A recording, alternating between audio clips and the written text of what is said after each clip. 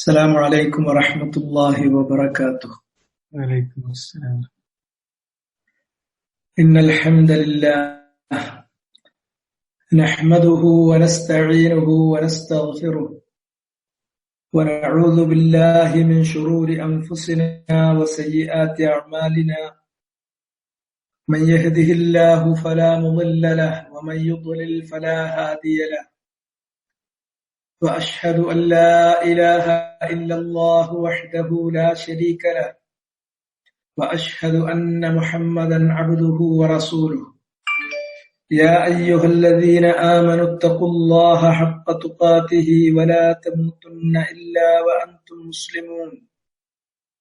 يا أيها الناس اتقوا ربكم الذي خلقكم من نفس واحدة وخلق منها زوجها وبث منهما رجالا كثيرا ونساء واتقوا الله الذي تساءلون به والأرحام إن الله كان عليكم رقيبا. يا أيها الذين آمنوا اتقوا الله وقولوا قولا سديدا يصلح لكم أعمالكم ويغفر لكم ذنوبكم ومن يطع الله ورسوله فقد فاز فوزا عظيما. أما بعد فإن أصدق الكلام كلام الله وخير الهدي هدي محمد صلى الله عليه وسلم وشر الأمور محدثاتها فكل محدثة بدعة وكل بدعة ضلالة وكل ضلالة في النار. സഹോദരന്മാരെ, ഇനി നമുക്ക് വായിക്കാനുള്ളത് സൂറത്തുൽ കഹ്ഫിൽ നിന്നുള്ള 25-ാമത്തെ ആയത്ത് മുതലാണ്. 25-ാമത്തെ ആയത്ത് കഴിയുന്നതോടുകൂടി ഏറെക്കുറെ അസ്ഹാബുൽ കഹ്ഫി വർ-റഖീം അവരെ സംബന്ധിച്ചുള്ള പരാമർശങ്ങൾ, നേരിട്ടുള്ള പരാമർശങ്ങൾ അവസാനിക്കുകയാണ്. ഇതിന് തൊട്ടു മുമ്പ് അവരെത്ര ആയിരുന്നു എന്നതിനെ സംബന്ധിച്ച് പറഞ്ഞു. അത് വളരെ പ്രസക്തമല്ലെങ്കിലും അല്ലാഹു സുബ്ഹാനഹു വ തആല അക്കാര്യത്തിൽ മുൻ ഗ്രന്ഥങ്ങളുടെ അവകാശികൾ അഭിപ്രായ വ്യത്യാസത്തിലായതും അതിനെ സംബന്ധിച്ച് അവര് സംസാരിച്ചു കൊണ്ടിരിക്കുന്നത് വ്യക്തമായ രേഖകളില്ലാതെയാണെന്നും അതുകൊണ്ട് തന്നെ അവര് പറഞ്ഞിരുന്ന ചില എണ്ണങ്ങൾ തെറ്റാണ്, അത് വെറും ഊഹമാണ് എന്നും, എന്നാൽ സത്യത്തോട് അടുത്ത് നിൽക്കുന്നത് അത് പരാമർശിച്ചുകൊണ്ട് അവസാനിപ്പിക്കുകയും ചെയ്തു. അതിലൊക്കെ ഒരുപാട് പാഠങ്ങൾ നമുക്കുണ്ട്. പിന്നെ അത് കഴിഞ്ഞ് ഇനി എത്ര വർഷം അവർ താമസിച്ചു, അതാണ് ഏറ്റവും അവസാനമായി പറയാൻ പോകുന്നത്. അത് അല്ലാഹു സുബ്ഹാനഹു വ തആല ക്ലിയർ ആയി തന്നെ പറഞ്ഞു. പല കാര്യങ്ങളും അല്ലാഹു പറയാതെ വിട്ടു, കാരണം അത് പ്രസക്തമല്ല. ഇത് വായിക്കുന്ന, പഠിക്കുന്ന ഒരു വ്യക്തിയെ സംബന്ധിച്ചിടത്തോളം പ്രസക്തമല്ലാത്ത, അതിൽ നിന്നുള്ള ഗുണപാഠം ഉൾക്കൊള്ളാൻ ആവശ്യമില്ലാത്ത കാര്യങ്ങൾ വിട്ടുകളഞ്ഞു. ഇതാണ് ചരിത്ര ആഖ്യാനത്തിന് പ്രയോഗിക്കപ്പെട്ടിരിക്കുന്ന രീതി അതാണ്. എന്നാൽ ഒരു ഗുണപാഠം ഉൾക്കൊള്ളാൻ ആവശ്യമായ ഒരു കാര്യമുണ്ടെങ്കിൽ അത് വളരെ വ്യക്തമായി, ശക്തമായി തന്നെ അത് പരാമർശിച്ച് തന്നെയാണ് പോവുക. വലബിസൂ ഫീ കഹ്ഫിഹിം 300 സിനീൻ വസ്ദാദൂ 9. വലബിസൂ ഫീ കഹ്ഫിഹിം, അങ്ങനെ അസ്ഹാബുൽ കഹ്ഫ് കഴിച്ചുകൂട്ടി.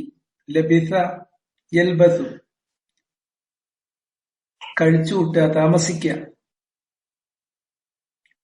കഴിച്ചുകൂട്ടുന്നതിന് ലബിസ എന്നാണ് പറയാം. അവർ കഴിച്ചുകൂട്ടി ഫീ കഹ്ഫിഹിം, അവരുടെ ആ ഗുഹയിൽ.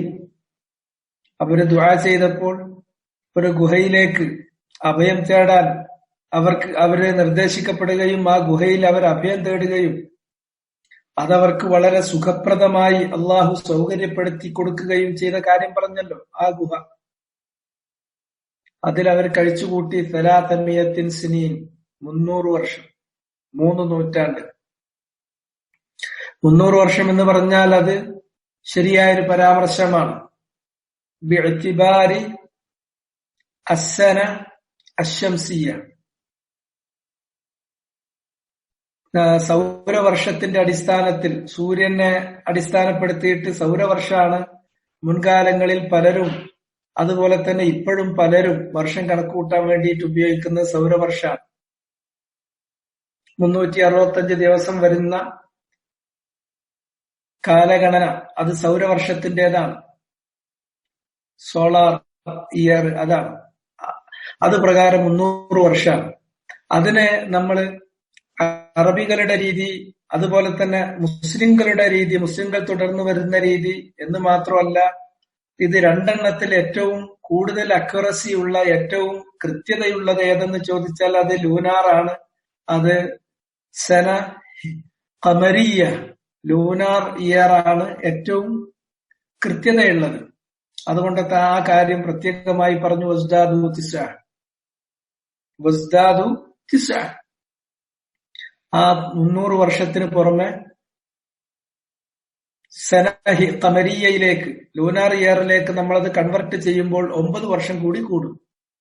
ഒരു വർഷം എന്ന് പറയുമ്പോ ചന്ദ്രവർഷം അനുസരിച്ച് 354 അല്ലെങ്കിൽ 355 ദിവസമൊക്കെയാണ് ഉണ്ടാകുക. ചിലപ്പോ 353 ആവും, 354 ആവും, 355 ആവും. ഇങ്ങനെ മാറിക്കൊണ്ടിരിക്കും. ചന്ദ്രൻ വർഷം എന്ന് പറയാൻ കാരണം, ചന്ദ്ര വർഷം അനുസരിച്ച് ഇപ്പൊ മുഹറം മുതൽ ദുൽഹിജ്ജ വരെയുള്ള 12 മാസങ്ങളിൽ എല്ലാ മാസവും 30 ഉണ്ടാവില്ല. ഒരു മാസം 30 ഉണ്ടെങ്കിൽ പിറ്റത്തെ മാസം അധികവും 29 ഉണ്ടാവുള്ളൂ. അങ്ങനെ അത് കൂടിയും കുറഞ്ഞും കൊണ്ടിരിക്കും. അതാണ് അതിന്റെ പ്രത്യേകത.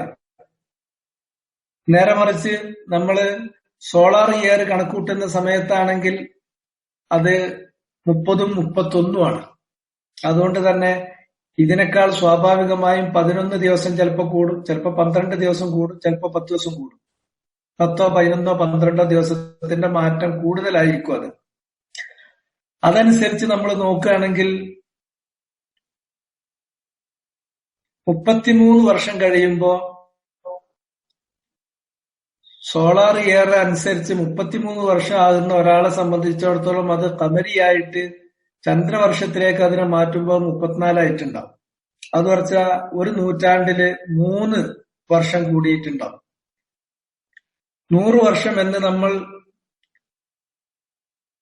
സൂര്യവർഷം 100 പ്രകാരം 100 വർഷം തികയുമ്പോൾ അതിനെ നമ്മൾ ചന്ദ്രവർഷത്തിലേക്ക് കൺവെർട്ട് ചെയ്യുമ്പോൾ 103 വർഷം കിട്ടും. അങ്ങനെ നമ്മൾ പോയി നോക്കുമ്പോൾ 300 വർഷം എന്ന് പറഞ്ഞാൽ 309 വർഷം കിട്ടും. അത് കണക്ക് കൂട്ടി നോക്കിയാൽ നിങ്ങൾക്ക് മനസ്സിലാവും. അപ്പൊ അതുകൊണ്ട് ആയുസ് എത്രയെന്ന് പറഞ്ഞാൽ നമ്മളിപ്പോ ഗ്രിഗോറിയൻ അനുസരിച്ച് കണക്കൂട്ടിയിട്ട് 55 വയസ്സ് 56 വയസ്സായി എന്ന് ഞാൻ പറയുകയാണെങ്കിൽ അതിലേക്ക് ഒരു 1.5 വയസ്സും കൂടി കൂടുതൽ, 1.5 വയസ്സിലധികമായിട്ട് അതിലേക്ക് ഞാൻ എന്ത് കൂട്ടേണ്ടി വരും? ശംസിലേക്ക്, ഖമറിലേക്ക് മാറുമ്പോ ശംസിൽ നിന്ന് ഖമറിലേക്ക്, സോളാറിൽ നിന്ന് ലൂനാറിലേക്ക് മാറുമ്പോൾ കൂട്ടി പറയേണ്ടി വരും. അപ്രകാരമാണ് ഈ വ്യത്യാസം എന്നാണ് മുഫസ്സിരീങ്ങൾ പറഞ്ഞിട്ടുള്ളത്. അത് സംഗതവുമാണ്, വളരെ സംഗതമായിട്ടുള്ള ഒരു ഇൻഫോർമേഷൻ ആണത്. ശരിയാണ്. പിന്നെ ഇങ്ങനെയുള്ള കാലഗണനന്റെ കാര്യത്തിൽ മറ്റു പല ആളുകൾക്കും കാലത്തെക്കുറിച്ചോ അല്ലെങ്കിൽ കാലഗണനയെ കുറിച്ചോ യാതൊരു ബോധമില്ലാതെ നടക്കുമ്പോഴും അറബികള് അതുപോലെ തന്നെ പ്രത്യേകിച്ച് ഇസ്ലാം വന്നതിന് ശേഷം അതൊക്കെ വളരെ കർക്കശവും വളരെ കണിശുമാണ്. സമയത്തിന്റെ കാര്യം വളരെ പ്രധാനമാണ് ഇസ്ലാമിൽ. സമയം തെറ്റി ഓടിക്കൊണ്ടിരുന്നത് സമയം കൃത്യമാക്കി അത് ഹജ്ജത്തുൽ വിദാഇന്റെ സന്ദർഭത്തിൽ കൃത്യം ഇത് ഇന്ന മാസം ഇന്ന ദിവസം ഇന്നത് അങ്ങനെ കൃത്യമാക്കി. ഇനി ഇവിടുന്നാണ് കൂട്ടിക്കോളി, ഇതിന്റെ മുമ്പ് നിങ്ങൾ കുറെ അങ്ങോട്ടും തെറ്റിച്ചതാണ്. അവര് അങ്ങോട്ടും ഇങ്ങോട്ടും മുന്തിക്കുകയും ബിന്ദിക്കുകയും ഒക്കെ ചെയ്തുകൊണ്ടിരുന്ന സമയത്തിലും മനുഷ്യൻ കയ്യേറിയിട്ട് ഫസാദ് ഉണ്ടാക്കിയ ഒരു അവസ്ഥ ഉണ്ടായിരുന്നു. എന്നാൽ അതില് റസൂലുള്ളാഹി ഹജ്ജ് ചെയ്ത ആ വർഷം അത് ഹിജ്റ 10 വെച്ചത് അതിനു വേണ്ടി കൂടിയാണ്. അത് ആ സമയത്തെ ഒത്തുവന്നു. സമയം അത് വൈന്നസ്സാഅ, സമയം എന്ന് പറയുന്നത് ആദത്ക ഹൈഅത്തിഹാ വ ഖലഖസ് സമാവാതി വൽ അർദ്, ആകാശഭൂമികൾ അല്ലാഹ് സൃഷ്ടിച്ച ആ രൂപത്തിലേക്ക് തന്നെ മടങ്ങിയെത്തിയിട്ടുണ്ട്. ഇതുവരെ അങ്ങോട്ടും ഇങ്ങോട്ടും മാറ്റിയും കൂട്ടിയും കുറച്ചൊക്കെ നിങ്ങൾ പോന്ന് തെറ്റിച്ചിരുന്നുവെങ്കിലും ഇപ്പൊ ക്ലോക്ക് കൃത്യമാണ്. അപ്പൊ ഇസ്ലാമിലെ ഈ സമയം എന്ന് പറയുന്നത് വളരെ വളരെ വളരെ പ്രാധാന്യമുള്ള ഒരു കാര്യമാണ്. അപ്പൊ ഇത് ലബിസൂഫി കഫീൻ തലാതമിയത്തിന് സിനീൻ 300 വർഷം ഒരു ഗുഹയിൽ ഒരുത്തിൽ താമസിക്കുക, അത് ഉറങ്ങിക്കിടക്കുക, അവരുടെ ശരീരത്തിനൊന്നും വരാതിരിക്കുക, അവർ കണ്ണു തുറന്നു കിടക്കുക, അവരുടെ കൂടെ ഒരു നായ ഉണ്ടാവുക, ആ നായനെ കണ്ടിട്ടുണ്ടെങ്കിൽ അതിങ്ങനെ അവർക്ക് കാവലിരിക്കുന്നതായിട്ട് തോന്നും. അതുവഴി കടന്നു പോകുന്ന ആളുകളെ സംബന്ധിച്ചിടത്തോളം മനസ്സിൽ വല്ലാത്തൊരു ഭീതി തോന്നും. അവരെ ഡിസ്റ്റർബ് ചെയ്യാൻ അല്ലെങ്കിൽ അങ്ങോട്ട് കയറി ചെന്ന് നോക്കാൻ ആർക്കും ധൈര്യപ്പെടാതിരിക്കും. അങ്ങനെ അവര് സുഖപ്രദമായിട്ട് അവരെ അള്ളാഹു അങ്ങോട്ടും ഇങ്ങോട്ടും മുഖല്ലിബുഹും ലാത്ത യമീനി വലാത്ത ഷിമാൽ, വലത്തോട്ട് തിരിച്ചു കടത്തും ഇടത്തോട്ട് തിരിച്ചു കടത്തും.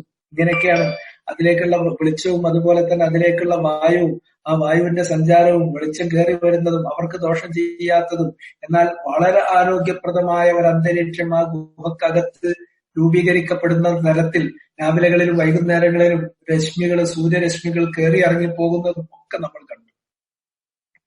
അങ്ങനെ 309 വർഷം അല്ലെങ്കിൽ സൗരവർഷപ്രകാരം, സൗരവർഷം അനുസരിച്ച് കാലഗണന നടത്തുകയാണെങ്കിൽ 300 വർഷം അവർ ആ ഗുഹയിൽ കഴിച്ചു.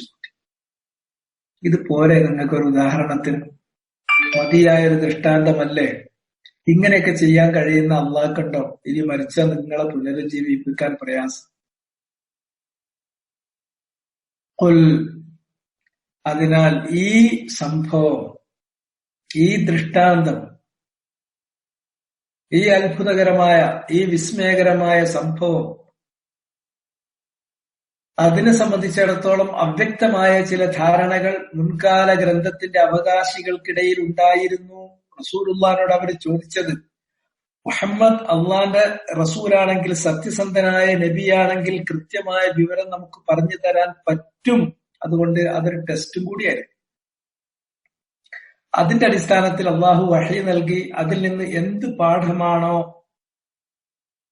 ലഭിക്കേണ്ടത്, ജനങ്ങൾക്ക് കൈമാറേണ്ടത്, ആ പാഠം കൃത്യമായി കിട്ടുന്ന കാര്യങ്ങൾ അത് പരാമർശിക്കുകയും അനാവശ്യമായിട്ടുള്ള കാര്യങ്ങൾ പരാമർശിക്കാതെ വിടുകയും ചെയ്തുകൊണ്ട് അള്ളാഹു വിശദീകരിച്ചു. എന്നിട്ട് പറഞ്ഞു, ഇത് കാര്യം ഇങ്ങനെയാകയാൽ നബിയെ താങ്കൾ പറഞ്ഞേക്കണം, അല്ലാഹു അഅലമു ബിമാ ലബിസു,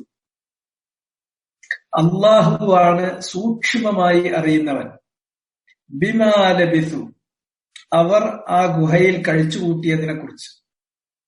ആ പ്രയോഗം ബിമാ ലബിസു എന്ന് പറയുന്ന ഇസ്മുൽ മൗസൂല് ചേർത്തുകൊണ്ടുള്ള പ്രയോഗം അത് വളരെ ആമാണ്. എത്ര കാലം കഴിച്ചുകൂട്ടി, എങ്ങനെയായിരുന്നു അതിലുണ്ടായിരുന്ന അവരുടെ താമസം, അതുമായി ബന്ധപ്പെട്ട എല്ലാ ഡീറ്റെയിലുകളെയും ഉൾക്കൊള്ളാവുന്ന, അതിന്റെ മുഴുവൻ വിശദാംശങ്ങളെയും ഉൾക്കൊള്ളാവുന്ന തരത്തിലാണ് അവിടെ പദപ്രയോഗം നടത്തിയിട്ടുള്ളത്. ബിമാ ലബിസു. ചിലപ്പോ ചിലര് അതിങ്ങനെ വായിക്കുമ്പോ വിചാരിക്കും അവരെത്ര വർഷം അവിടെ കഴിച്ചുകൂട്ടി എന്നത് അള്ളാഹ്ക്കേ അറിയുള്ളൂ. അത് വർഷത്തിന്റെ കണക്ക് മാത്രമല്ല, അത് അതിൽപ്പെടുന്ന ഒരു കാര്യം മാത്രമാണ്. അവരവിടെ കഴിച്ചുകൂട്ടിയത് എങ്ങനെയാണ്? അവരുടെ ശരീരം ജീർണിക്കാതിരിക്കാൻ ആ വെജിറ്റേഷൻ നിലനിൽക്കുക എന്നുള്ളത് സാധാരണ 300 വർഷം ഇങ്ങനെ നിൽക്കൂലല്ലോ. ശരിക്കും ഉറങ്ങിയും ഉണർന്നും പ്രവർത്തിക്കുന്ന ഒരു ശരീരമാണെങ്കിൽ പോലും 300 വർഷം താമസത്തിന്റെ ആയുസ് ഉണ്ടാവില്ലല്ലോ. ഇതാണെങ്കിൽ ഉറങ്ങുകയും ചെയ്യുന്നില്ല, ഉറക്കിൽ തന്നെയാണ്. അത് തന്നെ അവരിങ്ങനെ കിടന്നുകൊണ്ടിരിക്കുകയാണ്. അത് തന്നെ ഗുഹയിൽ ഇങ്ങനെ ഈ അവസ്ഥയൊക്കെ പാടെ വെച്ച് നോക്കുമ്പോ അവർക്ക് ഭക്ഷണം വേണോ? ഭക്ഷണം വേണ്ട, ഒന്നുമില്ല. അപ്പൊ അതുമായി ബന്ധപ്പെട്ട എല്ലാ ഡീറ്റെയിലും അതെങ്ങനെ സാധിച്ചു, അത് അള്ളാഹിനെ സംബന്ധിച്ചിടത്തോളം അതിന് അള്ളാഹ്ക്ക് വേറെ ചില കാരണങ്ങൾ ഉണ്ടാകും. ആ കാരണങ്ങളിലൂടെ ഹേതുക്കൾ ഉണ്ടാകും, നിമിത്തങ്ങൾ ഉണ്ടാകും. ആ ഹേതുക്കളിലൂടെ, നിമിത്തങ്ങളിലൂടെ അള്ളാഹ് ഈ കാര്യം സാധിച്ചു കൊടുക്കും. അത് നമുക്കറിയുന്ന അറിയപ്പെടുന്ന കാരണങ്ങളല്ല, അറിയപ്പെടുന്ന ഹേതുക്കളല്ല. അതുകൊണ്ട് തന്നെ നമ്മൾ ഹവാരിഖുൽ ആദാത്ത്, യൂഷ്വലി നമുക്കറിയുന്ന കാരണങ്ങളിലൂടെയല്ല ഈ കാര്യം സാധിച്ചത്. അതുകൊണ്ട് തന്നെ നമുക്ക് ചിരപരിചിതമായ കാരണങ്ങളിലൂടെ അല്ലാതെ കാര്യം അള്ളാഹു നടപ്പിലാക്കിയത് കൊണ്ട് ഇതിന് നമ്മൾ ഖവാരിഖുൽ ആദ, അസാധാരണ സംഭവങ്ങൾ, ചിലപ്പോ അമാനുഷിക സംഭവങ്ങൾ എന്നൊക്കെ പറയും. പദപ്രയോഗം അത്ര കണിശൊന്നുമല്ല, എന്നിരുന്നാലും അങ്ങനെയൊക്കെയാണ് അതിനെ കുറിച്ച് പറയാൻ. ഏതാണെങ്കിലും ഇവര് ആ ഗുഹയിൽ കഴിച്ചുകൂട്ടിയതിനെ സംബന്ധിച്ച് അവരെത്ര പേരുണ്ടായിരുന്നു, അവരെത്ര കാലം കഴിച്ചുകൂട്ടി, അവിടുത്തെ അവരുടെ സ്റ്റേ എങ്ങനെയായിരുന്നു, അതിന് കാര്യങ്ങൾ സാധാരണഗതിയിൽ ആലോചിച്ച് നോക്കിയാൽ അങ്ങനെ നടക്കാൻ ബുദ്ധിമുട്ടാണല്ലോ, അത് ബുദ്ധിക്ക് അംഗീകരിക്കാൻ പ്രയാസമാണല്ലോ. ഈ അത്ഭുതം അല്ലെങ്കിൽ ഈ മഹാവിസ്മയം എങ്ങനെ സാധിച്ചെടുത്തു? ഇതൊക്കെ സൂക്ഷ്മമായി അറിയുന്നവൻ അല്ലാഹുവാണ്. ലഹു ഗൈബുസ് സമാവാതി വൽ അർദ്. അള്ളാഹിനെ സംബന്ധിച്ചിടത്തോളം ആകാശങ്ങൾ, മേൽലോകങ്ങൾ, ഉപരിലോകങ്ങൾ, അവിടെയുള്ള എല്ലാ അൺസീൻ ആയിട്ടുള്ള, നമ്മളെ സംബന്ധിച്ചിടത്തോളം അൺസീൻ, അദൃശ്യമായിട്ടുള്ള കാര്യങ്ങൾ നമുക്കത് അറിയാത്ത കാര്യമാണ്, നമ്മുടെ അനുഭവത്തിൽപ്പെടാത്ത കാര്യമാണ്. നമുക്ക് എന്തെങ്കിലും ആ ഉപരിലോകത്തെ കുറിച്ച് ആയത്തിലൂടെ ഹദീസിലൂടെ അള്ളാഹ് നമ്മെ അറിയിച്ചു തന്നിട്ടുണ്ടെങ്കിൽ അത് അപ്രകാരം കേൾക്കുന്നു, വിശ്വസിക്കുന്നു, സത്യപ്പെടുത്തുന്നു, അത് മാത്രമേ നമുക്ക് അറിയുള്ളൂ. എന്നാൽ ആ വലിയ പ്രപഞ്ചങ്ങൾ, ഉപരിലോകങ്ങൾ, ആ ലോകങ്ങളിലെ കാര്യങ്ങളൊക്കെ തന്നെയും, അദൃശ്യമായി കിടക്കുന്ന കാര്യങ്ങളൊക്കെ തന്നെയും, നമ്മുടെ അറിവിന്റെയും നമ്മുടെ അനുഭവത്തിന്റെയും പരിധിക്കപ്പുറത്തുള്ള കാര്യങ്ങളൊക്കെയും അല്ലാഹു സുബ്ഹാനഹു വ തആലക്കുള്ളതാണ്. അവൻ സസൂക്ഷ്മം അറിയുന്നവനാണ്, അവന്റെ നിയന്ത്രണത്തിലാണ്, അവൻ ഉദ്ദേശിക്കുന്ന പ്രകാരത്തിൽ മാത്രം മുന്നോട്ട് ചലിക്കുന്നതാണ്. ഇനി മേൽലോകങ്ങളുടെ, ഉപരിലോകങ്ങളുടേത് മാത്രമാണോ എല്ലാം? അതേ പ്രകാരം തന്നെ കീഴ്ലോകങ്ങൾ, നമ്മൾ അധിവസിക്കുന്ന ഈ ഭൂമി അടക്കം, ഭൂമിയിലെ കാര്യം നമുക്കെന്തറിയാം? നമുക്കെന്തറിയാന്ന് ചോദിച്ചിട്ടുണ്ടെങ്കിൽ നമുക്ക് അറിയുന്നതും അറിയാത്തതും രണ്ട് കോളത്തിൽ എഴുതി നോക്കുമ്പോ അറിയാം നമുക്കൊന്നും അറിയില്ല എന്നുള്ളത്. മനുഷ്യന് തോന്നുകയാണ് അവൻ എന്തൊക്കെ അറിയും എന്നുള്ളത്. ഒരു ചുക്കും അറിയില്ല, ഒരു സംഭവം അറിയില്ല. അവനറിയുന്നത് വളരെ തുച്ഛ കാര്യമാണ്. അതുകൊണ്ട് തന്നെ ഈ മൂന്ന് കാര്യങ്ങളെ കുറിച്ച് ചോദിച്ചതിൽ ഒന്ന് ദുൽഖർനൈൻ, മറ്റൊന്ന് അസ്ഹാബുൽ കഹ്ഫ്, അതുപോലെ തന്നെ റൂഹ്. ആ റൂഹിന്റെ ഉത്തരം പറയുന്നിടത്ത് അല്ലാഹ് പറയേണ്ടത് വരുന്നുണ്ട്. റൂഹിനെ കുറിച്ച് അവർ നിന്നോട് ചോദിക്കും. റൂഹ് എന്ന് പറഞ്ഞാൽ എന്റെ റബ്ബിന്റെ കാര്യത്തിൽ അമറിൽപ്പെട്ടതാണ്. വമാ ഊതീതും മിനൽ ഇൽമി ഇല്ലാ ഖലീല. നിങ്ങൾക്ക് എന്തറിയും? ഇൽമിൽ നിന്ന് വളരെ തുച്ഛമല്ലാതെ എന്തെങ്കിലും നിങ്ങൾക്ക് നൽകപ്പെട്ടിട്ടുണ്ടോ? ഇല്ല. അതുകൊണ്ട് ഉപരിലോകത്തെ കാര്യങ്ങളാകട്ടെ, കീഴ്ലോകത്തെ കാര്യങ്ങളാകട്ടെ, അതിൽ നിങ്ങളുടെ അറിവിലും അനുഭവത്തിലും പെടാത്ത അദൃശ്യമായ കാര്യങ്ങളൊക്കെയും അല്ലാഹുവിന്റേതാണ്. അവൻ അറിയുന്നതും അവന്റെ നിയന്ത്രണത്തിലും അവൻ ഉദ്ദേശിക്കുന്ന പ്രകാരം അവൻ നടപ്പിലാക്കുന്നതുമായ കാര്യങ്ങളാണ്. എന്നിട്ട് പറയുന്നു, ഇത് അവന്റെ അറിവിന്റെ പൂർണ്ണത, ഇത് അല്ലാഹുവിന്റെ അറിവിന്റെ പൂർണ്ണത. അറിവ് പറയുന്നിടത്ത് പിന്നെ അതിന്റെ കൂടെ പറയേണ്ടത് അത് ആമ്മാണ്, കുറച്ചും കൂടി സാമാന്യമായ തരത്തിലാണ്. ഇൽമ് എന്ന് പറയുന്നത് കുറെ കൂടി സാമാന്യമാണ്. എന്നാൽ അതിന്റെ വിശദാംശങ്ങളിലേക്ക് വരുന്ന അതിനെ നമ്മൾ സവിശേഷമായി ചർച്ച ചെയ്യുമ്പോൾ അറിവിന്റെ ഭാഗത്തിൽപ്പെട്ടതാണ് ഒന്ന് കേൾക്കുന്ന കാര്യങ്ങൾ, മറ്റൊന്ന് കാണുന്ന കാര്യങ്ങൾ. അതുകൊണ്ട് തന്നെ അള്ളാഹു എല്ലാം അറിയുന്നു, ദൃശ്യവും അദൃശ്യവും അറിയുന്നു, മേൽലോകത്തുള്ള ദൃശ്യാദൃശ്യങ്ങൾ അറിയുന്നു, കീഴ്ലോകത്തുള്ള ദൃശ്യാദൃശ്യങ്ങൾ അറിയുന്നു, എല്ലാം അള്ളാഹു അറിയുന്നു. അവന്റെ അറിവ് എല്ലാറ്റിനെയും ചൂഴ്ന്നു നിൽക്കുന്നു. എന്നാൽ അവന്റെ അറിവിനെ ആർക്കും ചൂഴ്ന്നു നിൽക്കാൻ സാധ്യമല്ല. അവൻ എന്തെങ്കിലും ഒന്ന് നൽകണമെന്ന് അവൻ ഉദ്ദേശിച്ചാൽ അതവൻ ഉദ്ദേശിച്ചവർക്ക് നൽകുന്നു എന്നതല്ലാതെ വേറെ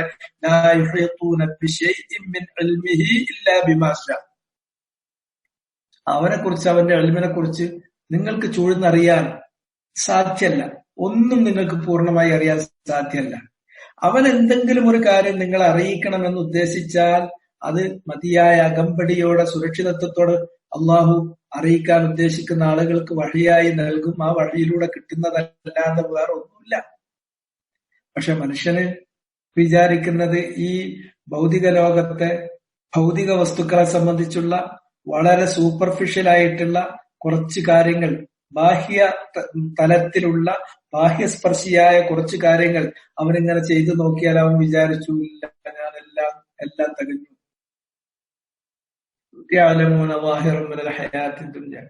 ഈ ഭൗതിക ലോകത്തെ കുറിച്ചുള്ള അതിന്റെ സൂപ്പർഫിഷ്യൽ ആയിട്ടുള്ള ബാഹ്യസ്പർശിയായ കുറച്ച് കാര്യങ്ങൾ മാത്രമേ അവൻ അറിയുന്നുള്ളൂ.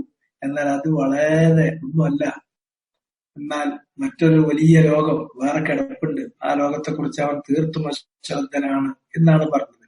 എന്നാൽ അല്ലാഹു സുബ്ഹാനഹു വ തആല ദൃശ്യലോകത്തെക്കുറിച്ച്, അദൃശ്യലോകത്തെക്കുറിച്ച്, കീഴ്ലോകത്തെക്കുറിച്ച്, മേൽലോകത്തെക്കുറിച്ച്, അതുപോലെ തന്നെ നമുക്കറിയുന്ന കാര്യങ്ങളെക്കുറിച്ച്, അറിയാത്ത കാര്യങ്ങളെക്കുറിച്ച്, വരാനിരിക്കുന്ന കാര്യങ്ങളെക്കുറിച്ച്, കഴിഞ്ഞുപോയ കാര്യങ്ങളെക്കുറിച്ച് അള്ളാഹുവിന്റെ ഇൽമ് എല്ലാറ്റിനെയും ചൂഴ്ന്നു നിൽക്കുന്നതാണ്.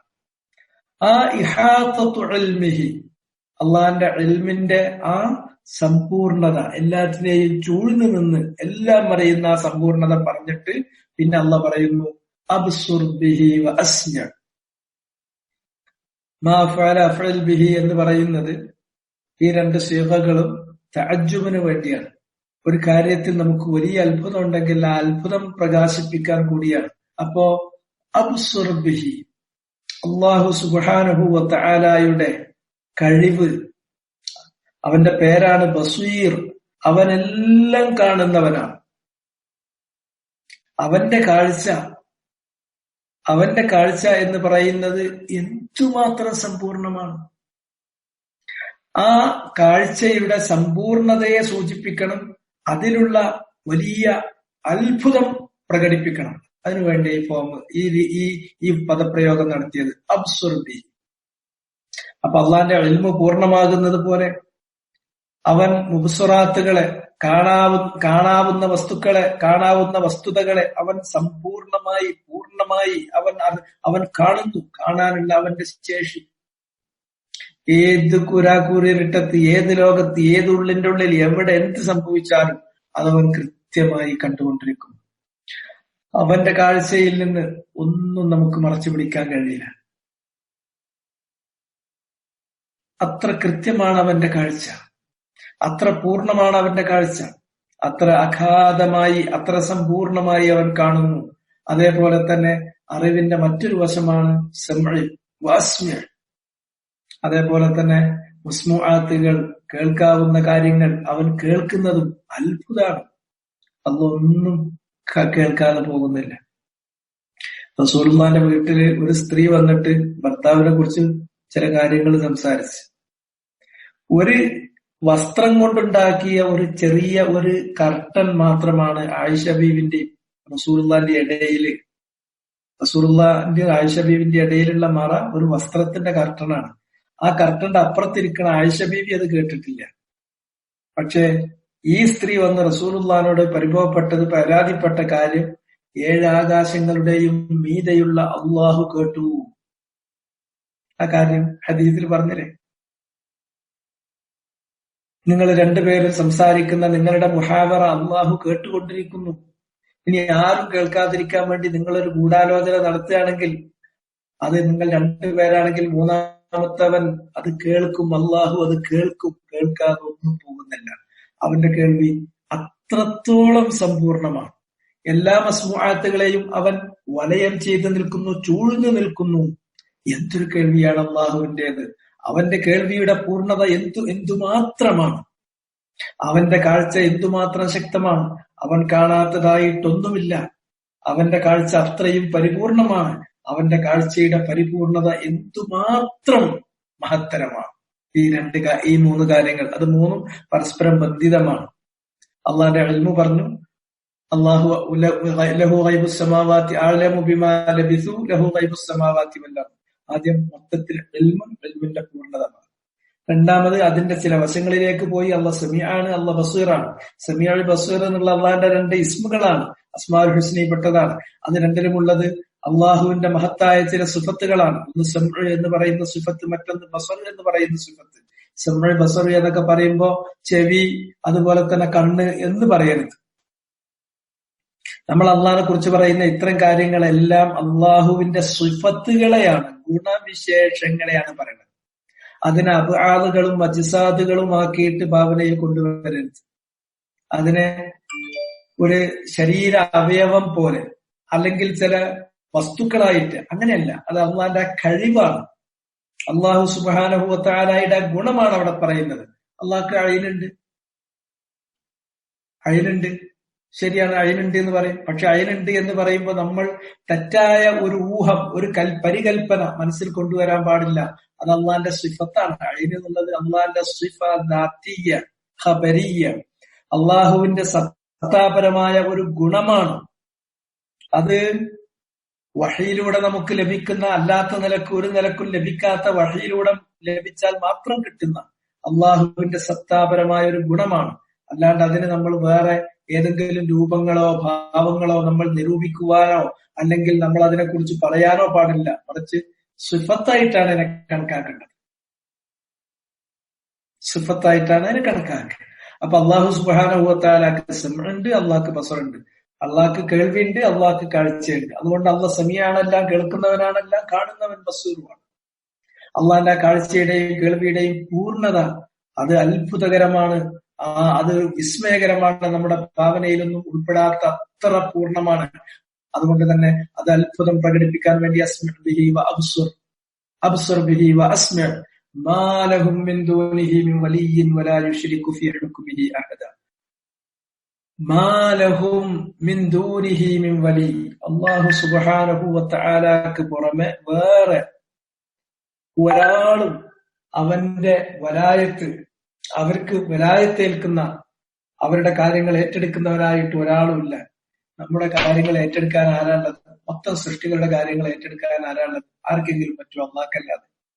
അള്ളാഹ്ക്ക് പുറമെ സൃഷ്ടികളുടെ മുഴുവൻ കാര്യങ്ങളും ഏറ്റെടുക്കാൻ ആർക്ക് പറ്റും? ആരുമില്ല. അത് അള്ളാന്റെ വിലായത്ത് ആമ്മത്താണ്.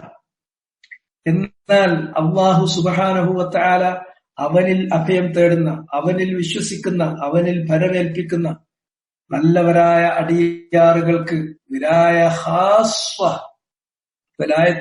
ഖാസ്വ, വിശിഷ്ടമായിട്ടുള്ള വിലായത്ത് കൊടുക്കും. അതിന്റെ ഉദാഹരണമാണ് അസ്ഹാബുൽ കഹ്ഫിന് കൊടുത്തത്. അവര് വ്യാജ ദൈവങ്ങളെ വെടിയുകയും അവർക്ക് നൽകപ്പെട്ടിരുന്ന എല്ലാ ആരാധനകളെയും അവർ നിഷേധിക്കുകയും അവരെ ആരാധിച്ചു കൊണ്ടിരുന്ന ജനങ്ങളുമായി ശരീരം കൊണ്ടും മതം കൊണ്ടും അവർ അകലം പാലിച്ചുകൊണ്ട് ഒഴിഞ്ഞു പോരുകയും ചെയ്തു.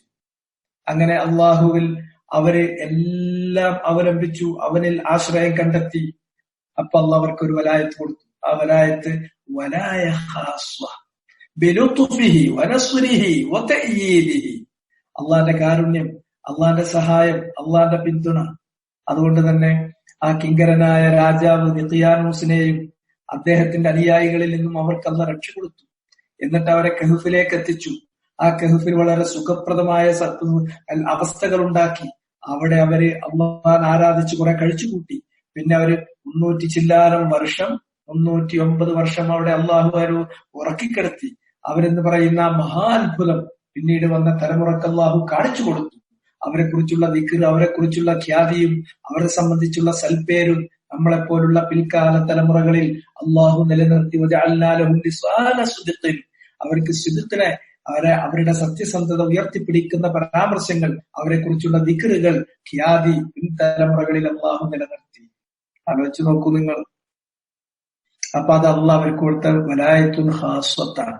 അപ്പോ മൊത്തം സൃഷ്ടികളുടെ കാര്യം നോക്കുകയാണെങ്കിൽ അവരുടെ കാര്യങ്ങൾ ഏറ്റെടുക്കുന്ന രക്ഷാധികാരിയായിട്ട് വേറൊരാളും അല്ലാതെ വേറൊരാളും ഇല്ല. അള്ളാഹ്ക്ക് പുറമെ ഒരുത്തരെ നിങ്ങൾക്ക് കാണാൻ പറ്റില്ല. അള്ളാഹു വിശ്വസിക്കുകയും അവരിൽ കാര്യങ്ങൾ ഫലമൽപ്പിക്കുകയും ചെയ്യുന്ന ആളുകൾക്ക് ആ ആമ്പത്തായ പൊതുവായ വിലായത്തിന് പുറമെ ഖാസ്വായ പ്രത്യേകമായ സവിശേഷമായ വിലായത്ത് നൽകുന്നു. അസ്ഹാബുൽ കഹ്ഫിന് കൊടുത്തതുപോലെ ഇങ്ങനെ വിലായത്ത് നൽകാനും അല്ലാതെ വേറാരുമില്ല. അതിനാൽ മാലഹും മിൻ ദൂനിഹി മിൻ വലി, അള്ളാഹുവിന് പുറമൊരു വലിയില്ല, ആ ഒരു രക്ഷാധികാരിയുമില്ല.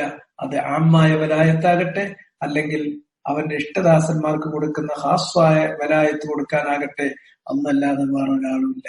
വേറുള്ള വലിയന്റെ ഒക്കെ പിന്നാലെ പോയാല് അറേ തൂങ്ങിയവന്റെ അരേ തൂങ്ങാന്ന് പറഞ്ഞ മാതിരിണ്ട്. ലാഴ്ഫത്താല് മത്തുലും ചിലര് വലിയ പറഞ്ഞിട്ട് പലിന്റെ പിന്നാലെ പോകണ്ടില്ലേ. ഒന്നുകിൽ ഭ്രാന്തനായിരിക്കും, മുഴു ഭ്രാന്തൻ, അല്ലെങ്കിൽ തട്ടിപ്പ് വീരനായിരിക്കും. എന്നിട്ട് അയാളുടെ അടുക്കൽ ഇങ്ങനെ പോയിട്ട് എല്ലാ കാര്യങ്ങളും സങ്കടങ്ങളും പറഞ്ഞ് അയാളുടെ അടിമയായിട്ട് ഇങ്ങനെ നിൽക്കുന്ന കുറെ മനുഷ്യന്മാരുണ്ടാവും. എന്ത് വലായത്താണ്? അയാൾക്ക് അയാളുടെ കാര്യം നോക്കാൻ പറ്റൂല. ഇങ്ങനെയുള്ള ഔലിയാക്കന്മാരെ മുഴുവനും കൂട്ടിയിട്ട് നിങ്ങളൊരു മൂലക്ക് എത്തിക്കോളി. എന്നിട്ട് ഒരു ഈച്ച വന്നിട്ട് ഈച്ച അവരുടെ അടുക്കൽ നിന്ന് എന്തെങ്കിലും ഒരു ചെറിയ ഭാഗം, ചെറിയൊരു സംഗതി അത് ഈച്ച റാഞ്ചിക്കൊണ്ട് പോവുകയാണെങ്കിൽ ആ ഈച്ചന്റെ അടുക്കൽ നിന്ന് അത് തിരിച്ചു വാങ്ങാൻ കഴിയാത്ത ആൾക്കാരാണ് ഈ ഔലിയാക്കന്മാരൊക്കെ പാടെ. എത്ര ഔലിയാക്കന്മാരുണ്ടോ? ഇവര് വലിയ ഔലിയാക്കന്മാരാണ് എന്ന് ജൽപ്പിക്കുന്ന ഈ വ്യാജ ഔലിയാക്കന്മാർ, ഈ വ്യാജ സിദ്ധന്മാർ, അവരെ മുഴുവനും നിങ്ങൾ ഒരു മൂലയിൽ കൂട്ടിക്കോളി. അവരെല്ലാവരും കൂടി ഒരുമിച്ച് കൂടി അവരുടെ മുഴുവൻ കഴിവുകളും മുഴുവൻ അവരുടെ വൈദഗ്ധ്യവും ഉപയോഗിച്ചിട്ട് അള്ളാഹ് ഒരു ഈച്ചനെ വിട്ടിട്ട് ആ ഈച്ച അവരിൽ നിന്ന് സംഗതി വല്ല റാഞ്ചിക്കൊണ്ടു പോകുകയാണെങ്കിൽ ഈച്ചയിൽ നിന്ന് തിരിച്ചു പിടിക്കാൻ കഴിയില്ല. അത്ര ദുർബലരാണ് അവര്.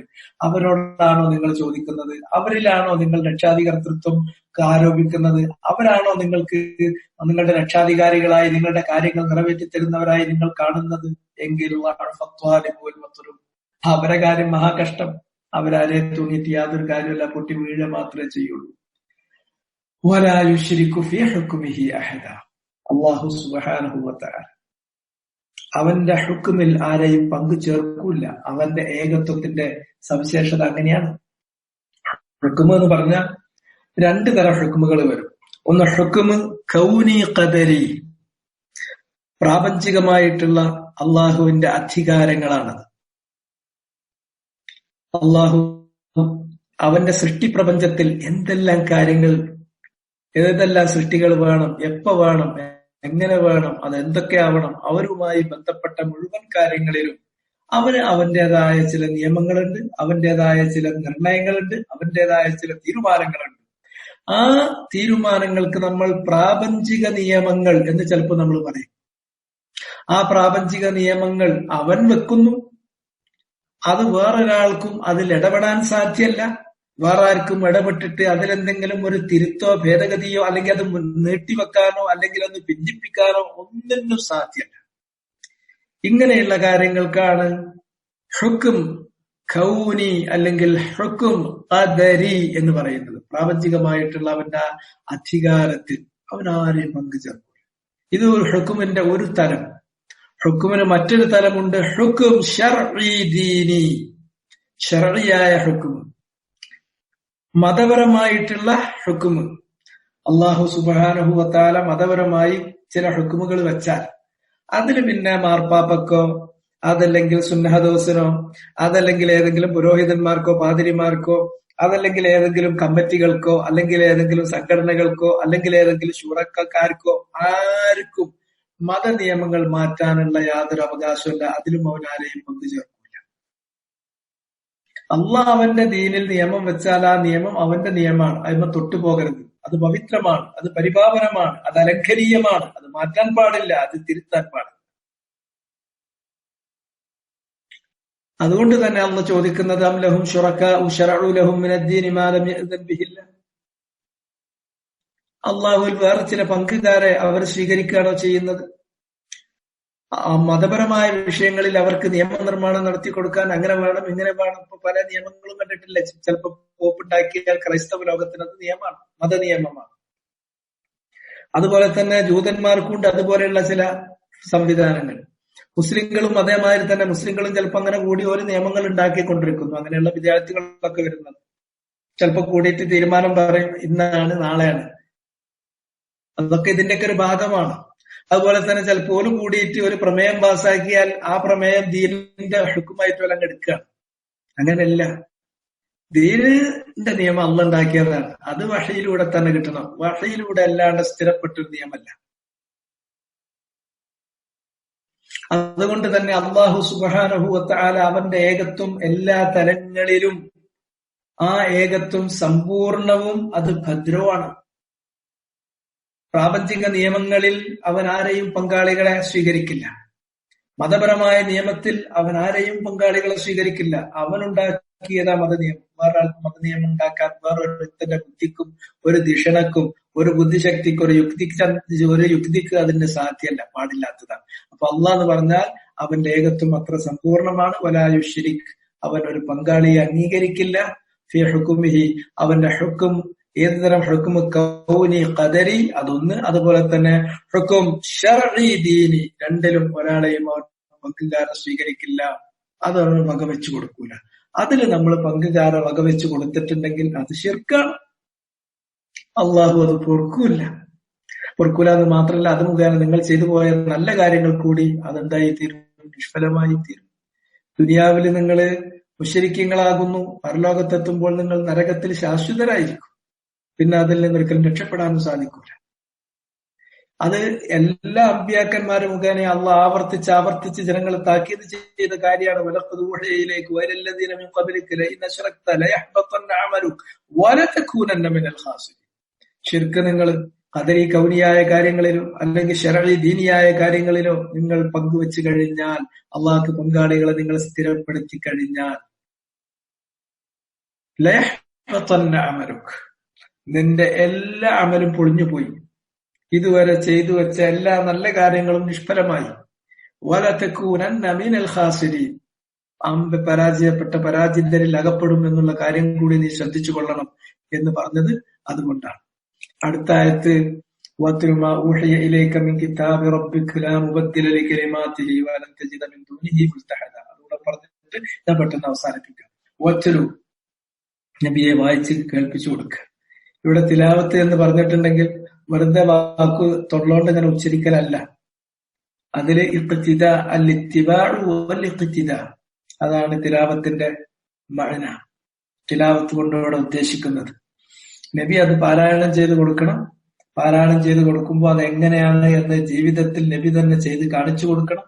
അങ്ങനെ നബിക്ക് ഏതെങ്കിലും ഒരു കൽപ്പനയോ ഒരു വിലക്കോ ഇറങ്ങിയാൽ ആദ്യം നബി അത് തത്ബീഖ് ചെയ്യുന്നത്, അതിനെ അപ്ലൈ ചെയ്യുന്നത് സ്വന്തം ജീവിതത്തിലാണ്, പിന്നെ സ്വന്തം കുടുംബത്തിലാണ്. പിന്നെയാണ് നബി സല്ലല്ലാഹു അലൈഹി വസല്ലം മറ്റുള്ള തന്റെ അനുചരന്മാർക്ക് ആ കാര്യത്തെ കുറിച്ചിട്ട് വിവരം അറിയിക്കുക, മറ്റുള്ളവരോട് പറയാം. അതുകൊണ്ട് തന്നെ തന്റെ കുടുംബത്തോട് പറയും, ഇങ്ങനെ ഒരു കാര്യം ഞാൻ കൽപ്പിക്കാൻ പോവുകയാണ്, വിലക്കാൻ പോവുകയാണ്.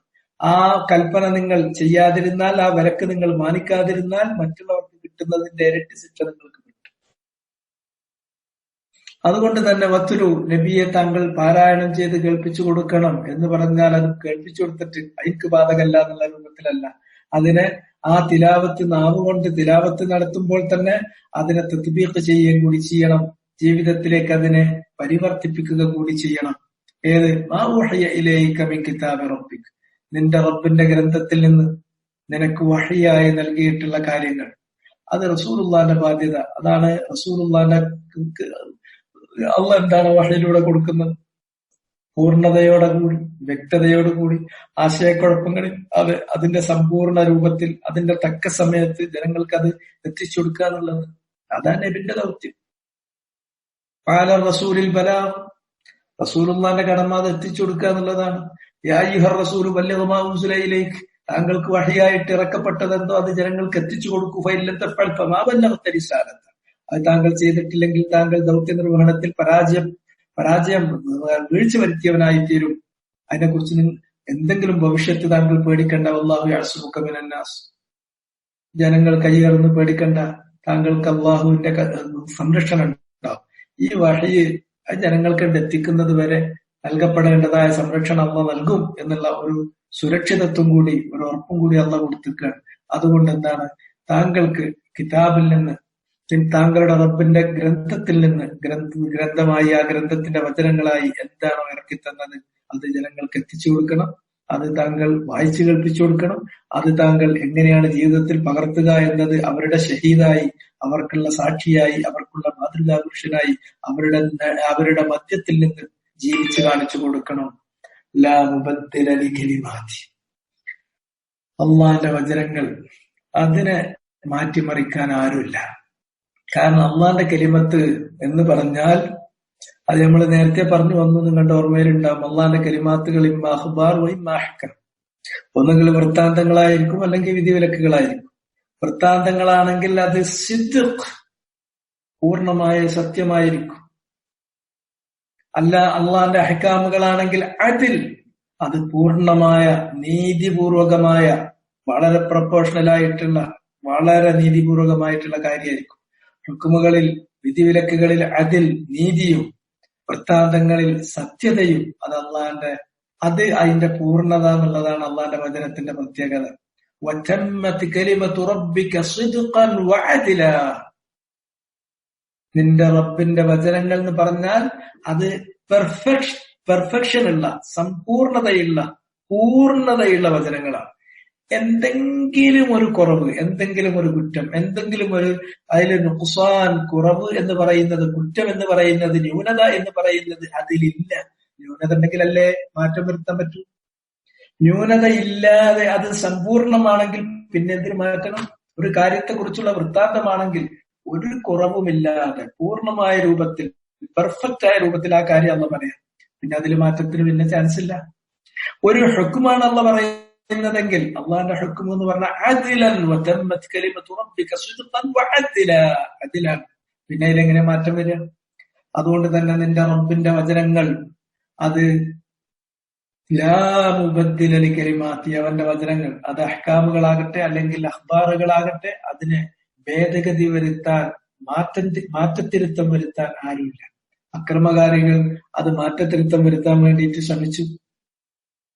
ഖുർആന് ഹദീസൊക്കെ മാറ്റത്തിരുത്തം, പക്ഷെ അതിന്റെ വചനങ്ങൾ മാറ്റാൻ, ഖുർആന്റെ വചനം മാറ്റാൻ അള്ളാഹ് സമ്മതിക്കൂല, അള്ളാഹ് സംരക്ഷിക്കും. അതിന്റെ മഴന അവര് മാറ്റം വരുത്താൻ ശ്രമിക്കും, അതിനും അള്ളാഹ് സമ്മതിക്കൂല. കാരണം എന്താന്ന് ചോദിച്ചാൽ ഖിയാമത്ത് വരെ അള്ളാഹ് അതിനെ സംരക്ഷിക്കുന്ന ആളുകളോടെ വെക്കും. യഹ്മിലു ഹാദൽ ഇൽമ മിൻ കുല്ലി ഖലഫിൻ ഉദൂലു. ആദ്യത്തെ തലമുറകളിൽ ഒരു മാറ്റവും വരുത്താതെ അവരതിനെ സംരക്ഷിച്ച് കൈമാറിപ്പോകും. അതാണ് 3 തലമുറകൾ.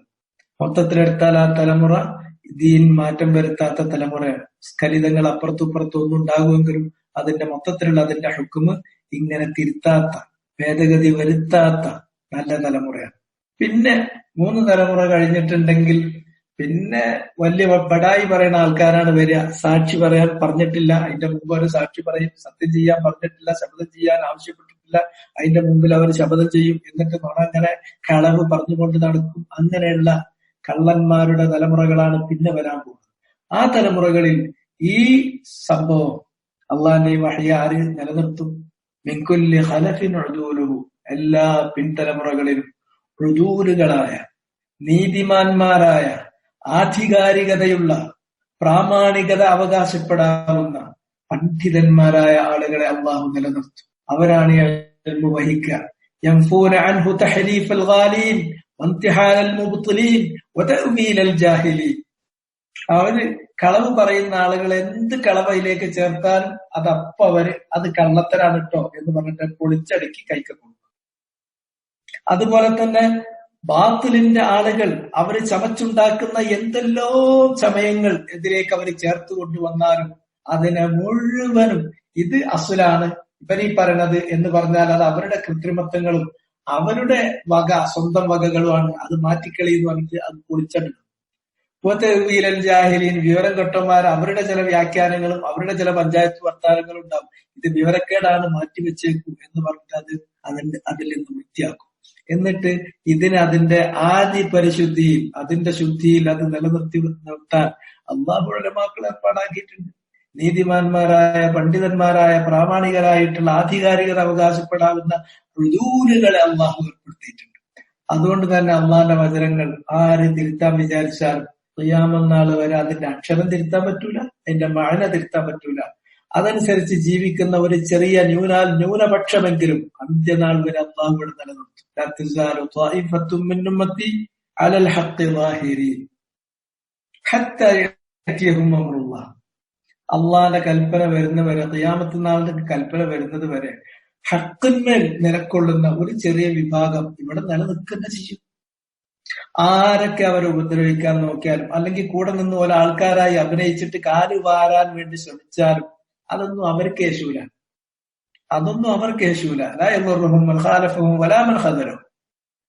അവരെ നേരെ ശത്രുവാണ് എന്ന് പറഞ്ഞിട്ട് എതിർക്കുന്നവരാകട്ടെ അല്ലെങ്കിൽ മിത്രമായി അഭിനയിച്ച് ഒപ്പം നിന്ന് കാലുവാരുന്നവരാകട്ടെ ആർക്കും അവരെ ഉപദ്രവിക്കാൻ കഴിയില്ല. ആ നിലയിൽ ഖിയാമത്ത് നാൾ വരെ അള്ളാഹ് നിലനിർത്തും. അതുകൊണ്ട് തന്നെ അള്ളാന്റെ വചനങ്ങൾ മാറ്റിമറിക്കേണ്ട കാര്യമില്ല. കാരണം ഹുക്കുമിലും അഖ്ബാറിലും അതിന് പൂർണ്ണതയുണ്ട്. ഹുക്കുമില് അത് അതിലാണ്, അത് അഖ്ബാറുകളാണെങ്കിൽ അത്രയും സിദ്ഖാണ്. സിദ്ഖും അതിലും അത്രയും തമ്മത്ത് പൂർണ്ണമായിട്ടുണ്ട്. തമ്മത്ത് കലിമത്തു റബ്ബിക സിദ്ഖൻ വഅദ്ല, അത് സമ്പൂർണ്ണമാണ്. അതുകൊണ്ട് തന്നെ അതിൽ മാറ്റം ആവശ്യമില്ല. മാറ്റാൻ ഏതെങ്കിലും അക്രമകാരികൾ വിചാരിച്ചാൽ അള്ളാഹു വിടില്ല. ഇന്നാ നഹ്നു നസ്സൽന ദിക്റ വഇന്നാ ലഹു ലഹാഫിദൂൻ. അതിന്റെ വചനങ്ങൾ സംരക്ഷിക്കും. വചനങ്ങൾ മാത്രമല്ല അതിന്റെ വ്യാഖ്യാനങ്ങളും അതിന്റെ പ്രയോഗങ്ങളും സംരക്ഷിക്കും എന്ന് മാത്രമല്ല അതനുസരിച്ച് ജീവിക്കുന്ന ഒരു തലമുറയെ എല്ലാ കാലത്തും ഖിയാമത്ത് നാൾ വരെ അള്ളാഹു ഈ ഭൂലോകത്ത് സത്യത്തിന്റെ സാക്ഷികളായി, മാതൃകാ പുരുഷന്മാരായി അള്ളാഹു ഈ ഭൂലോകത്തെ അവശേഷിപ്പിക്കുക തന്നെ ചെയ്യും. വലൻ തജിദ മിൻ ദൂനിഹി മുൽതഹദ. അള്ളാഹ്ക്ക് പുറമെ വേറെ ഒരാളുടെ അടുക്കൽ നിനക്കൊരഭയം നിനക്ക് കണ്ടെത്താൻ കഴിയില്ല. സമാധാനം വേണം, അഭയം വേണം, ശരണം വേണം.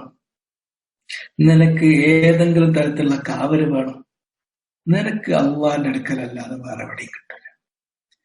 വേറുള്ളവരുടെ അടുക്കൽ നിങ്ങൾ ഇതൊക്കെ ചോദിച്ച്, ഇതൊക്കെ അന്വേഷിച്ച്, സമാധാനം ചോദിച്ച്, നിങ്ങൾ ശാന്തി തേടി, നിങ്ങളൊരു അഭയം തേടി, നിങ്ങളൊരാശ്രയം തേടി പോകുന്നുവെങ്കിൽ അതൊക്കെ നിങ്ങൾക്ക് മനസ്സിലാവും. കുറച്ച് കഴിയുമ്പോ ഒക്കെ ഒന്നും നിലനിൽക്കാത്ത, അതെല്ലാം വ്യാജമായിരുന്നു.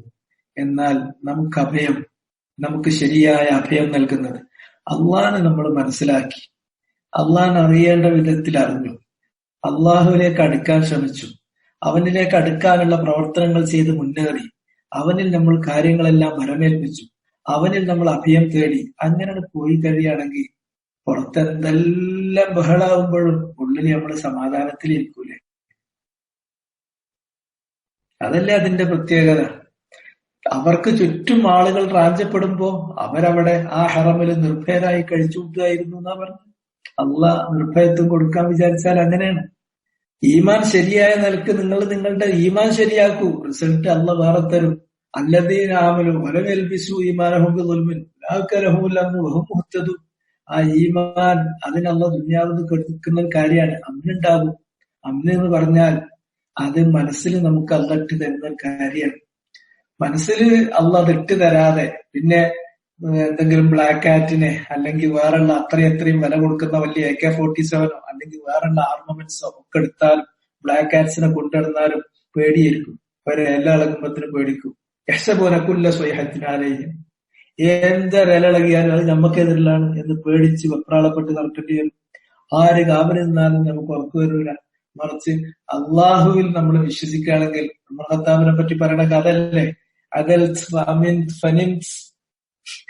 എല്ലാ ചക്രവർത്തിമാരും പേടിച്ച് അവർക്ക് അത്ര കാവല്, ഇത്ര കാവലുകാര് ഇതൊക്കെ ഉണ്ടാകുമ്പോ മുസ്ലിം സാമ്രാജ്യത്തിന്റെ അധിപനെ കാണാൻ വേണ്ടി വന്ന ആള് നോക്കുമ്പോ മുസ്ലിം സാമ്രാജ്യത്തിന്റെ അധിപനായ ഉമർ അവിടെ ഒരു പായയിൽ ഇങ്ങനെ കിടക്കുന്നു, വേർപ്പിങ്ങനെ ഒലിച്ചു വരുന്നു. അപ്പൊ അയാള് പറഞ്ഞു, ആ നിർഭയത്വത്തിൽ കിടന്നുറങ്ങാൻ പറ്റും. അതുകൊണ്ട് തന്നെ അള്ളാഹുവിൽ ഭരമേൽപ്പിക്കുക, അവനിൽ അഭയം തേടുക. അവനല്ലാതെ വേറെ ഒരു അഭയസ്ഥാനവും നിങ്ങൾക്ക് കാണുക സാധ്യമല്ല. ആ മാനസികാവസ്ഥ അത് ഈമാനിലൂടെ നടക്കുള്ളൂ. അത് അള്ളാഹുവിലേക്ക് അടുക്കണം. അതിന് ഏറ്റവും പറ്റിയ സമയമാണ്. ഞാനിപ്പോ ഈ അവസാനത്തെ 10 നമ്മളിപ്പോ അവസാനത്തെ 10 കയറിയല്ലോ. ആ അവസാനത്തെ 10 നമ്മൾ ഈ ദർസ് ഒഴിവാക്കിയാലോ എന്ന് ഞാൻ ആലോചിച്ചിരുന്നു. പക്ഷെ ലോക്ക്ഡൌൺ ആയപ്പോ കുറെ അധികം സമയം അല്ലാതെ കിട്ടുന്നത് കൊണ്ട്, അല്ലെങ്കിൽ നിങ്ങളൊക്കെ സ്വന്തമായി അള്ളാഹുവുമായി ഒഴിഞ്ഞിരിക്കുക. എത്തിക്കാവിന് ഏതായിരുന്നാലും വകുപ്പില്ലപ്പോ ഈ വർഷം. അപ്പോ ഒഴിഞ്ഞ് സ്വന്തമായിട്ടിരിക്കുകയാണ്. പിന്നെ ഇഷ്ടംപോലെ സമയം കിട്ടുന്നുണ്ട്. ആ സമയം ധാരാളം ലഭിക്കും എന്നതുകൊണ്ടാണ് ഇത് നമ്മൾ എന്ത് ചെയ്ത് ഒഴിവാക്കാതിരുന്നത്. നമ്മള് ഇങ്ങനത്തെ ഒരു സമയത്ത്, ഈ സമയത്തിന് അങ്ങനത്തെ ചില പ്രത്യേകതകളുണ്ട്. പിശാചുക്കളൊക്കെ അള്ള ചെങ്ങലക്കിട്ടിരിക്കുകയാണ്. നരകത്തിന്റെ വാതിലുകൾ കുട്ടിയടച്ചിരിക്കുകയാണ്. സ്വർഗത്തിന്റെ വാതിലുകൾ തുറന്നു വെച്ചിരിക്കുകയാണ്. അതുപോലെ തന്നെ എല്ലാ രാത്രിയും അള്ളാഹു ഒരുപാട് പേരെ ഇത്തക്ക് ചെയ്തുകൊണ്ടിരിക്കുകയാണ്, നരകത്തിൽ നിന്ന് മോചിപ്പിച്ചുകൊണ്ടിരിക്കുകയാണ്.